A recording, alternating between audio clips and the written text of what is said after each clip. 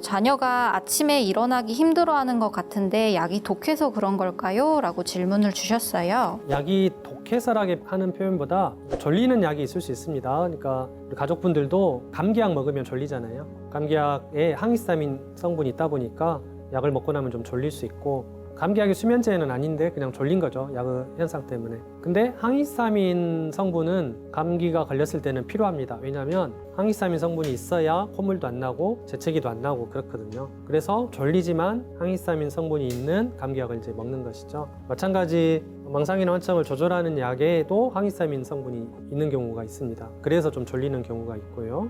그렇기 때문에 약이 독해서 꼭 졸린다라기보다 약이 효과를 발휘하는 과정에서 졸림이 있을 수 있다라는 거고, 또 하나는 이제 불안이 심하거나 잠이 안 와서 불안을 가라앉히거나 수면을 유도하는 약을 또 추가로 처방할 때가 있는데, 그게 좀 졸릴 수가 있겠죠. 그런 경우는 작용 시간이 좀 짧은 약으로 복용을 하면 밤에는 잘 자고 낮에는 좀 덜 졸릴 수가 있겠습니다. 그래서 이런 부분은 역시 처방하는 담당 의사 선생님하고 잘 상의해 가는 게 좋을 것 같고요. 또 한 가지는 약을 먹고 아침에 잘 못 일어난다. 그래서 드물지 않게 본인이나 가족들이 약을 임의로 절반만 먹는다든가 안 먹는다든가 하는 경우가 있어요. 근데 그러다가 재발하거나 악화되면 증상 경과도 안 좋아지고 더 치료도 길어지고 이렇게 돼서 임의로 조절하는 것은 피해야 되고, 너무 졸리면 약 먹는 시간을 좀 당기는 것도 괜찮습니다. 이를테면 약 복용 시간이 12시간 정도 간다고 할 때 밤 10시에 약을 먹으면 아침 10시까지 약 기운이 가니까 아침에 일어나기 어렵겠죠. 그래서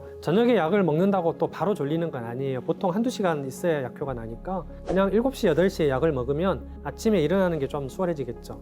약 먹고 졸리는데요? 라고 하면 그냥 좀 일찍 잔다고 생각하면 될 것 같고, 그 다음에 잠을 몇 시간 자는 것이 좋으냐라고 묻는다면 사람마다 다릅니다. 6시간 자는 게 좋은 사람도 있고 10시간 자는 게 좋은 사람도 있어서 10시간 잔다고 해서 그게 문제가 있다라든가 게으르다든가 꼭 이렇게 생각할 필요는 없습니다. 10시간 자고 낮에 잘 지낼 수 있으면 10시간, 11시간, 12시간 자면 되죠. 그렇게 자고 낮에 깨어있을 때 잘 활동할 수 있도록 해주면 좋을 것 같고, 아침에 학교 가야 되는데 11시에 일어난다. 그러면 잠을 조금 일찍 자서 길게 많이 자도록 하고, 그 다음에 낮에 활동 잘 할 수 있도록 그렇게 하면 돼서 많이 졸리는 현상들이 생기는데, 제가 일단 말씀드리고 싶은 것은 잠을 충분히 자면서 생활하도록 하는 것이 좋을 것 같다라는 것과, 두 번째는 약이 졸리지 않아도 아까 말씀드린 대로 질병의 경과상 집중력이나 기억력이 떨어지듯이 좀 무기력하고 의욕이 떨어지는 경우가 종종 있습니다. 그러다 보면 귀찮으니까 누워 있으려고 하고, 그러다 보니까 잠자는 시간이 좀 늘어지는. 그래서 이제 물어보면 아니 졸리는 건 아닌데 그냥 귀찮아서